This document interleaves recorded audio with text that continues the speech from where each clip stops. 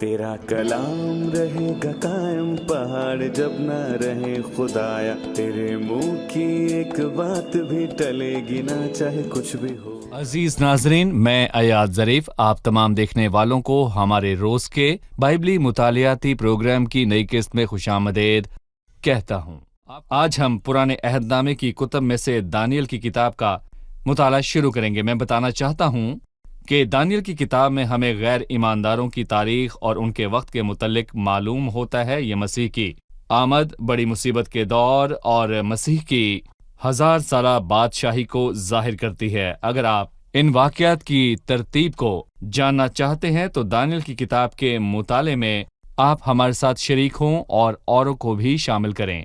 एक मशहूर साइंसदान था आइजैक न्यूटन। उसने कहा कि अगर आप दानियल की किताब और उसकी नबूतों को नज़रअंदाज करें तो आप मुकम्मल बाइबल का इनकार करते हैं। लिहाजा मैं आपसे कहूँगा कि इस किस्त में आप हमारे साथ ज़रूर शामिल हों ताकि आप सब जान सकें कि दानियल की इस किताब में क्या क्या लिखा है।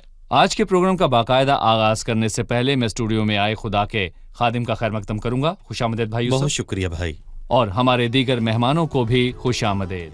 हम दानियल की नबूती किताब का मुताला शुरू करने को हैं। इस किताब की तफसीलात में जाने से पहले हमें दानियल की किताब के मुतालिक बताएं। बड़े अंबिया की कुतब में से ये किस चीज को जाहिर करता है? देखिए, मैं उम्मीद करता हूं कि हमारे प्यारे नाजरीन इस बात से वाकिफ हैं कि पुराना अहदनामा 3 हिस्सों पर तकसीम शुदा है। एक हिस्सा माजी और एक हिस्सा हाल और एक हिस्सा मुस्तकबिल को बयान करता है, और फिर माजी की खबर, हाल के तजर्बे और मुस्तकबिल की ख्वाहिशात हैं।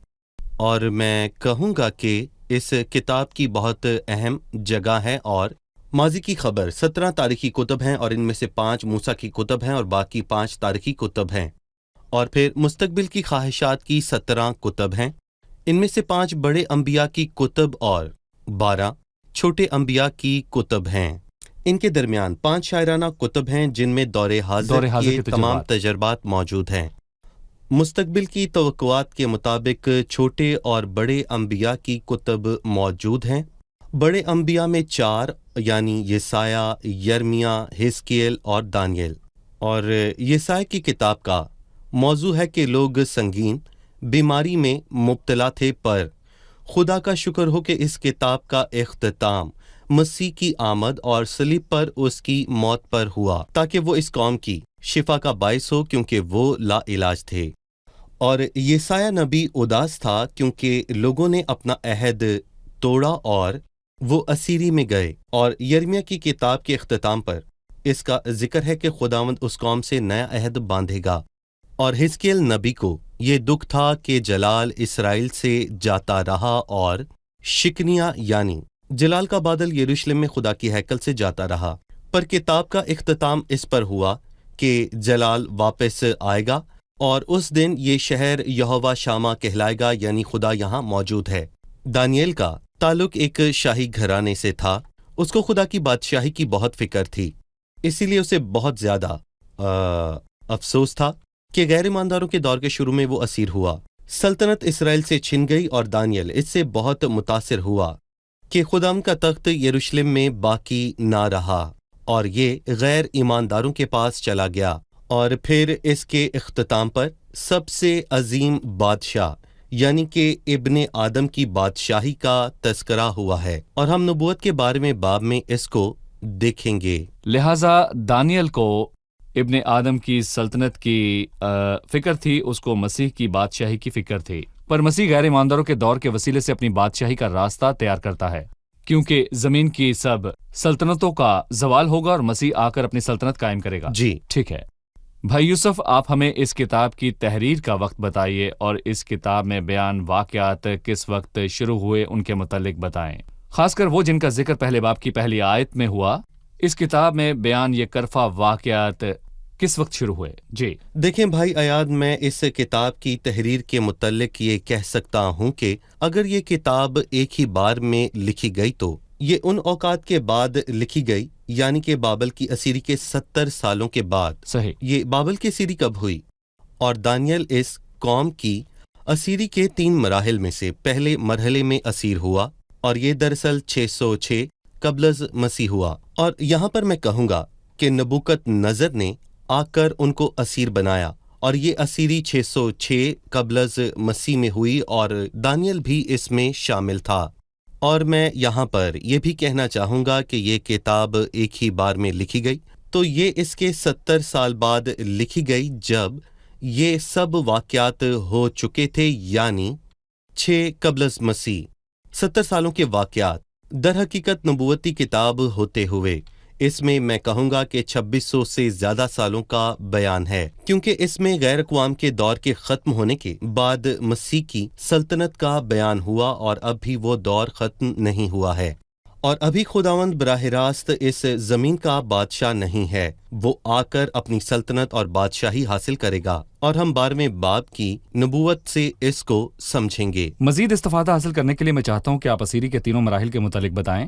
پہلا مرحلہ جس میں دانیل اور شاہی گھرانے کے باقی ساتھی اسیر ہوئے، دوسرا اور تیسرا مرحلہ اور ان سب کے ہونے کا وقت۔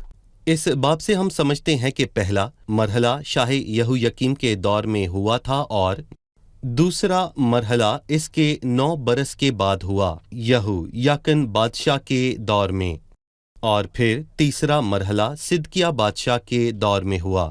اس کی سلطنت کے 11 برس کے بعد نبوکت نظر اس شہر میں آیا اور اس شہر کو تباہ کیا اور ہیکل کو جلایا، اور یہ اس قوم کی اسیری کا تیسرا اور میں کہوں گا کہ آخری مرحلہ ہے۔ ٹھیک ہے، ہمیں اس کتاب کی تقسیم کے متعلق بتائیں، اس کے ابواب اور موضوعات کے مطابق ہمیں بتائیں تاکہ اس کا مطالعہ ہمارے لیے آسان ہو سکے۔ در حقیقت اس کتاب کی تقسیم کو سمجھنا آسان ہے بنسبت دوسری کتب کے، اور اس کتاب کے 16 ابواب ہیں، 6 تاریخی اور 6 نبوتی ابواب ہیں، اور ہم پہلے 6 ابواب یعنی کہ پہلے باب سے لے کر 5ویں باب اور اگلے 6 ابواب 1+5 ابواب کو سمجھ سکتے ہیں، یعنی کہ پہلے باب میں ان اوقات کا واضح بیان ہے جب دانیل اسیری میں گیا، جب وہ اور اس کے 3 ساتھی صدرک، میشک اور عبدنجو نے خدا اور بائبل کے حق میں کھڑے ہونے کا فیصلہ کیا، اور میں کہوں گا کہ اس باب کے علاوہ وہ دانیل کو نہیں جان سکتے تھے، اور نہ ہی وہ جان سکتے تھے کہ دانیل نام کا ایک شخص یہاں موجود ہے، اور اس نے خدا کے حق میں بات کی اور اپنے دل میں یہ ارادہ کیا کہ وہ اپنے آپ کو ناپاک نہیں کرے گا، اور میں کہوں گا کہ وہ ایک عظیم شخصیت کا مالک تھا، اور اس کی 70 سالہ زندگی میں اس پر کوئی بھی الزام نہیں لگا سکا، اور میں کہوں گا کہ یہ دینداری اور وفاداری اور اس طرح کی ساکھ کو قائم رکھنا کسی بھی انسان کے لیے بہت شاندار ہے۔ 2 تا 6 ابواب میں تاریخی واقعات موجود ہیں جن میں نبوتی پہلو شامل ہیں، یہ نبوتی تاریخ ہے۔ ان ابواب پر پہنچیں تو 2 تا 6 آیت میں ہم نبوتی تاریخ کو دیکھ سکتے ہیں، صحیح، اور 7 تا 11ویں باب میں صرف اور صرف نبوتی واقعات کا بیان ہوا ہے، اور پھر یہی نہیں بلکہ مستقبل میں ہونے والے واقعات کے بارے میں خواب اور رویا کا بھی ذکر ہے، اور پھر 12ویں باب میں اس خوشی کے دور کا ذکر ہوا ہے جب خدا اپنے لوگوں پر یعنی پوری دنیا پر بادشاہی کرنے کو آئے گا۔ صحیح بھائی، میرا سوال دانیل کی کتاب میں خدا کے متعلق ہے۔ اس کتاب میں ہم خدا کو کس طرح دیکھ سکتے ہیں؟ بظاہر یوں لگتا ہے کہ خدا اپنے لوگوں کو اسیری میں بھیج کر خود منظر عام سے غائب ہو گیا۔ کیا خدا دانیل کی کتاب میں غائب ہو گیا یا وہ واضح طور پر وہاں موجود تھا؟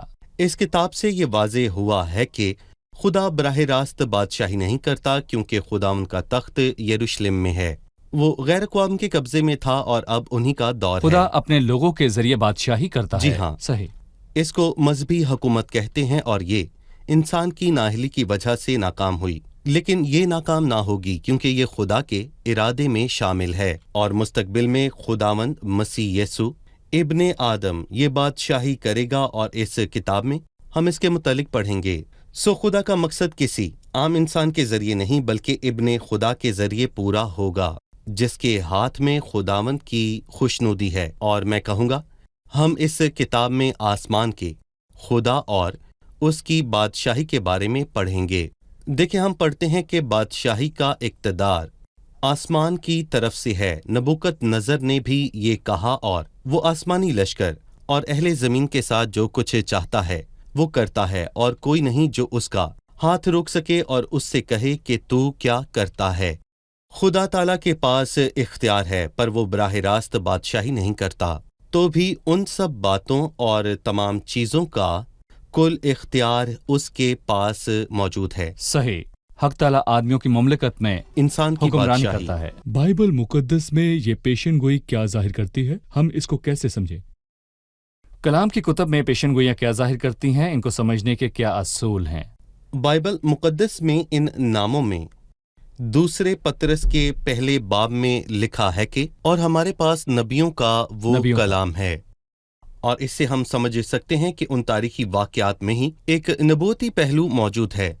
اس کتاب کو پڑھ کر اور یونا کی کتاب کو پڑھ کر یہ واضح ہو جائے گا۔ یونا کی کتاب نبوتی کتاب ہے، حالانکہ اس میں ایک پیشن گوئی ہے کہ 40 روز کے بعد نینوا تباہ کر دیا جائے گا، لیکن پھر بھی نینوا تباہ نہ ہوا۔ یونا کا شمار نبوتی کتب میں کیوں ہوتا ہے؟ کیونکہ اس میں تاریخی واقعات کا بیان ہے اس اور میں نبوت ہے۔ نبوتی پہلو موجود ہے۔ بائبل مقدس ایک نبوتی کلام ہے۔ یوسف کی کہانی کو پڑھیں تو اس میں نبوتی پہلو موجود ہے۔ یہ مسیح کے دکھ اٹھانے کی ایک واضح تصویر ہے، اور یہ لوگ بھی دکھ اٹھائیں گے پر آخر میں بحال بھی کیے جائیں گے۔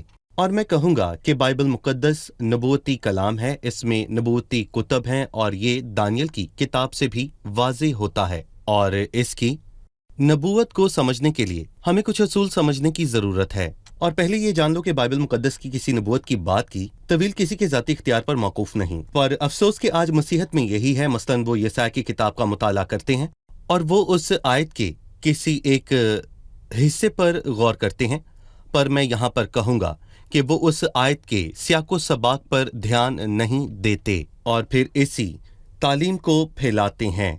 یقیناً یہ طریقہ ٹھیک نہیں، کیونکہ نبوت کسی کے ذاتی اختیار پر موقوف نہیں، بلکہ بائبل مقدس ایک نبوتی کتاب ہے، اور اسی لیے ہمیں سیاق و ذاتی سباق کو سمجھنے کی ضرورت ہے۔ مطلب کہ ایک آیت کا سارا سیاق و سباق ہمیں سمجھنا چاہیے۔ بلکہ میں کہوں گا کہ پہلا اصول یہ ہے کہ سب سے پہلے نبوت کو سمجھنا ہے۔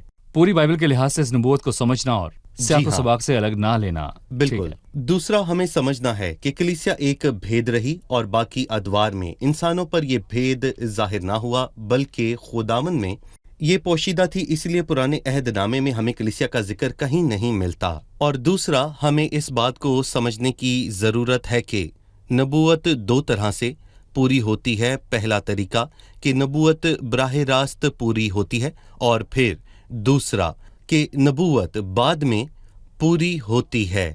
اور پھر بہترین مثال یہ ہے، یہودا کے 14ویں باب میں بیان بائبل مقدس کی قدیم نبوت ہے۔ ان کے بارے میں ہنوک نے بھی، جو کہ آدم کی 7ویں پشت میں سے تھا، یہ پیشن گوئی کی تھی کہ دیکھو خداوند اپنے لاکھوں مقدسوں کے ساتھ آیا تاکہ سب آدمیوں کا انصاف کرے۔ دیکھیں، پہلی بار تو یہ پانی کے طوفان کے ساتھ پوری ہوئی، پر یہودا کے مطابق اس کی تکمیل تب ہوگی جب خداوند جلتی ہوئی آگ میں ظاہر ہوگا اور نافرمانوں پر اس کا غضب بھڑکے گا۔ چوتھی بات، نبوت کو سمجھنے کے لیے ان کے درمیان تاریخی فاصلے کو سمجھنا بہت ضروری ہے۔ یعنی جو بھی پیشن گوئی کی نظر سے کسی چیز کو دیکھتا ہے، وہ 2 پہاڑوں کی چوٹیوں کو دیکھتا ہے، اور ان 2 پہاڑوں کی چوٹیوں کے درمیان ایک گہری وادی ہے اور سینکڑوں کلومیٹر کا فاصلہ ہے۔ مطلب ان کے درمیان بہت زیادہ فاصلہ ہے۔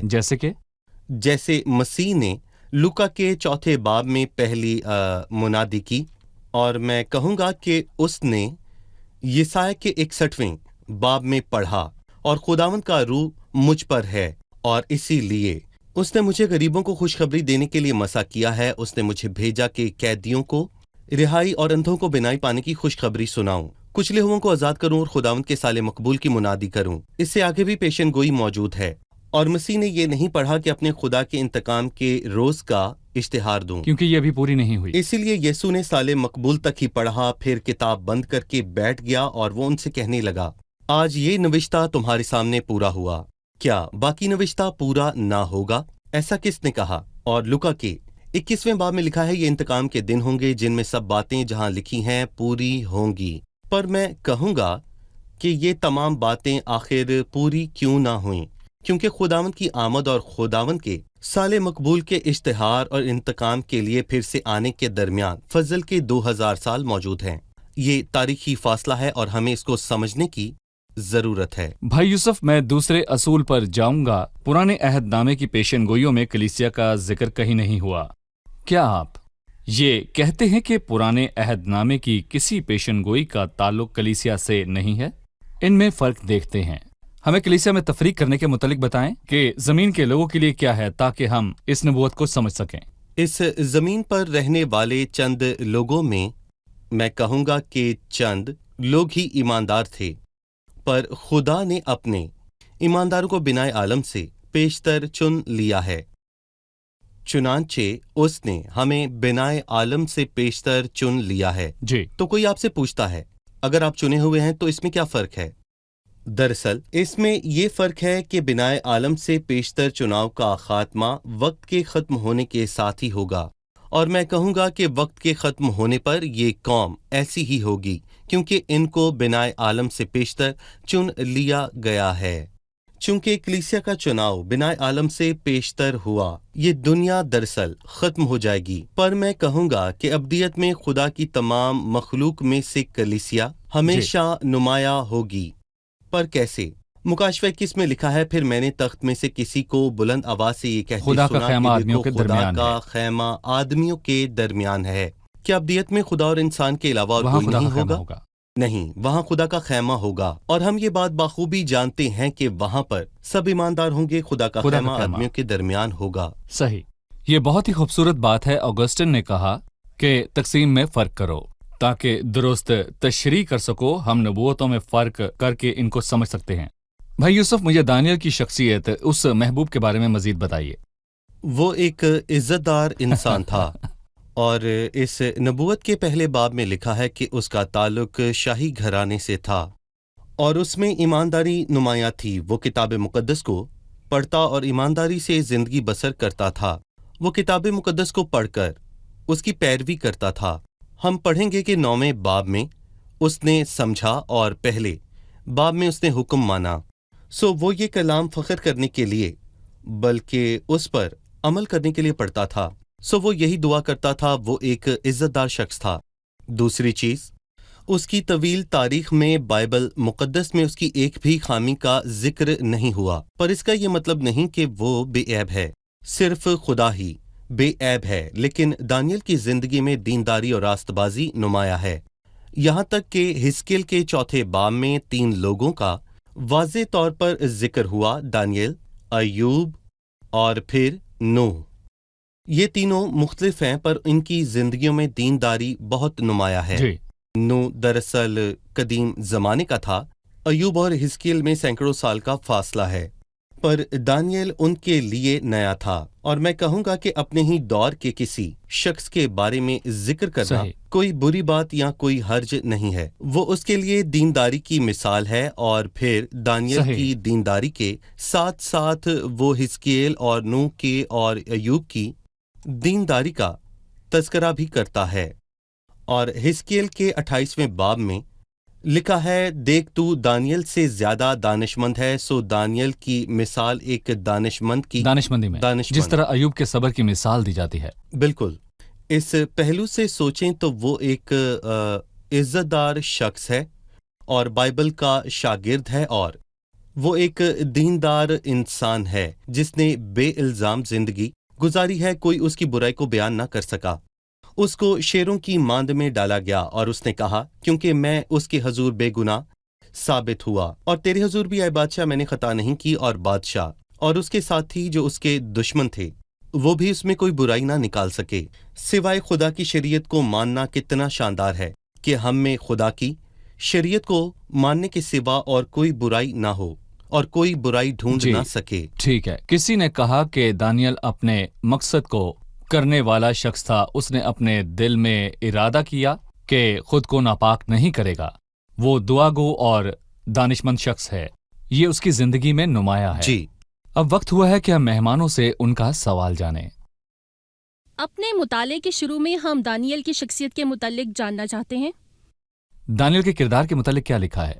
اس کتاب میں بہت سے خواب ہیں۔ پہلے باب میں نبوکت نظر کو ایک خواب آتا ہے، اور پھر چوتھے باب میں نبوکت نظر پھر سے ایک خواب دیکھتا ہے، اور 7ویں باب میں دانیل ایک رویا دیکھتا ہے، اور پھر ہم اس کے بعد ایک واضح تصویر اور ایک واضح خیال دیکھتے ہیں کہ خدا نے دانیل سے رویا کے ذریعے کلام کیا۔ اس میں فرق ہے۔ جو خواب ہم رات کو دیکھتے ہیں، جب میں کہوں گا کہ ہمیں کسی قسم کا کوئی ہوش نہیں ہوتا، اور دوسری طرف رویا ہے جو ہم اپنی کھلی آنکھوں کے ساتھ دیکھتے ہیں، پر روح القدس ہمیں ایک الگ ماحول میں لے جا کر یہ منظر دکھاتا ہے جیسے مکاشفہ میں یوحنا نے رویا دیکھی۔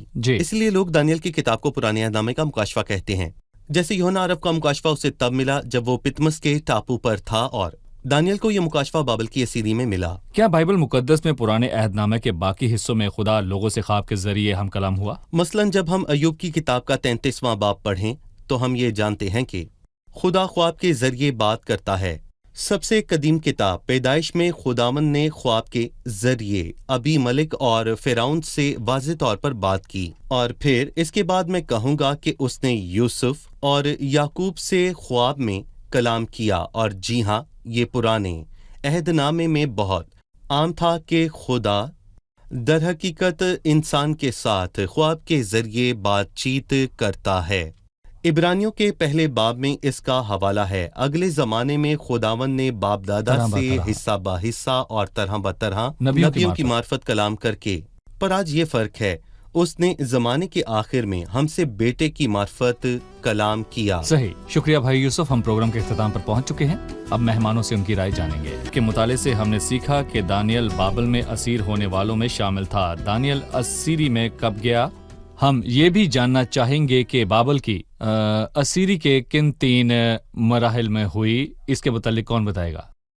دانیل پہلے مرحلے میں اسیر ہوا، یہ یہویاکیم بادشاہ کے دور میں ہوا۔ اسیری کے 3 مراحل ہیں۔ پہلا یہویاکیم بادشاہ کے دور میں، پھر 9 برس بعد دوسرا مرحلہ، اور تیسرا مرحلہ 11 برس بعد صدقیہ بادشاہ کے دور میں ہوا۔ تب یروشلم کا محادثہ ہوا اور ہیکل جلائی گئی۔ اسیری کا پہلا دور یہویاکیم کے ایام میں، دوسرا یہویاکین کے دور میں، اور تیسرا صدقیہ بادشاہ کے دور میں ہوا تھا۔ جی ٹھیک ہے۔ ابواب اور موضوعات کے لحاظ سے دانیل کی کتاب کی تقسیم بیان کریں۔ یہ کتاب 2 حصوں میں تقسیم شدہ ہے۔ پہلے 6 ابواب تاریخی اور اگلے 6 ابواب نبوتی ہیں۔ پہلے 6 ابواب یعنی 5+1، ان میں سے ایک میں دانیل اور ساتھیوں کا اسیر ہونا اور خدا کے کلام کے حق کے لیے کھڑے ہونے کا بیان ہے۔ 2-6 باب میں تاریخی واقعات کا بیان ہے، اس میں نبوتی پہلو موجود ہیں۔ پھر 7-11 باب میں نبوتی حصہ ہے جس میں خواب اور رویا کا ذکر ہوا ہے۔ 12ویں باب میں ابن آدم کی بادشاہی کا ذکر ہے۔ جی ٹھیک ہے۔ بالکل۔ جی بھائی یوسف، بہت خوب۔ ٹھیک ہے۔ ہم نے سیکھا کہ دانیل کی کتاب پرانے عہد نامے کی مرکزی نبوتی کتب میں سے ایک ہے جو نبوت کے اصولوں کے بارے میں بتاتی ہے۔ کسی نبوت کے 4 اصول ہوتے ہیں۔ پہلا، ہم کسی بھی پیش گوئی کی تشریح خود سے نہ کریں بلکہ بائبل مقدس میں سے اس کے سیاق و سباق کو سمجھیں۔ دوسرا، یہ ہم سمجھیں کہ پرانے عہد نامہ میں کلیسیا ایک بھید کے طور پر تھی اور خدا نے اس کا ذکر نہیں کیا، اس لیے کلیسیا اور قدیم زمانہ کے لوگوں میں تفریق کرنا لازم ہے۔ تیسرا، اکثر پیش گوئیاں 2 طرح سے پوری ہوتی ہیں، قریب اور دور کی تکمیل، جیسے یہودا کے خط میں ہنوک کی پیش گوئی کی گئی ہے۔ آخری اصول تاریخی فاصلہ ہے کہ ایک ہی پیش گوئی کے 2 حصوں کو پورے ہونے میں بہت فاصلہ ہو سکتا ہے۔ یسایہ 61 باب، لوکا 4 اور 21 باب میں اس کی مثال ملتی ہے۔ یسایہ 61 اور لوکا 4 میں خدا کے سال مقبول کا بیان ہے جب مسیح دنیا میں آیا، جبکہ انتقام کے روز کا تعلق خدا ان کے دن سے ہے۔ جی جی بالکل، کیا کہیں گے؟ بہت خوب۔ کیا پورے نمبر ہوں گے؟ خدا آپ کو برکت دے۔ آپ سب کا شکریہ بھائی یوسف، آپ کا بھی شکریہ۔ عزیز ناظرین، خدا نے ہمیں اکیلا نہیں چھوڑا اور اس نے ہمیں انجان نہیں چھوڑا کہ زمین پر کیا ہوگا، کیونکہ اس نے نبوتی کلام ہمیں بخشا ہے، اور کلام مقدس میں سب باتوں اور واقعات کا بیان ہے، اور یہ صرف حاکموں اور سلطنتوں کے ارادے سے نہیں چلتے بلکہ خدا کے زندہ کلام اور اس کی پاک مشورت کے مطابق یہ سب ممکن ہوتا ہے۔ اور میں آپ کو बताना चाहता हूं कि यकीनन बाइबल मुकद्दस में बयान है कि गैर अक़वाम के तमाम वाक़यात किस तरह पेश आएंगे, और कलाम मुकद्दस में ये भी लिखा है कि ज़मीन का आखिर क्या है, और कलाम में ये भी बताया गया है कि मसीह कब आएगा, मसीह की मौत कब होगी, और ये भी बताया गया है कि मसीह बादशाही के लिए कब आएगा। अजीज नाजरीन, बाइबल मुकद्दस में हमारे लिए ये सब लिखा है। अगर आप मजीद इसके मुतल्लिक जानना चाहते हैं तो आपको ज़रूर चाहिए कि बाइबल मुकद्दस को पढ़ें। बाइबल मुकद्दस पर तनकीद करने के लिए नहीं, बल्कि एक शागिर्द की निगाह से सीखने के लिए इसको पढ़िए। बाइबल मुकद्दस को पढ़ें और कहें, मेरी आंखें खोल दे ताकि मैं तेरी शरीयत के अजायब देखूं। लिहाजा अजीजों, कलाम मुकद्दस को पढ़ें और इसे समझें। अगली किस्त में मिलते हैं दानियल की किताब के पहले बाब के साथ। खुदावंद आपके साथ हो।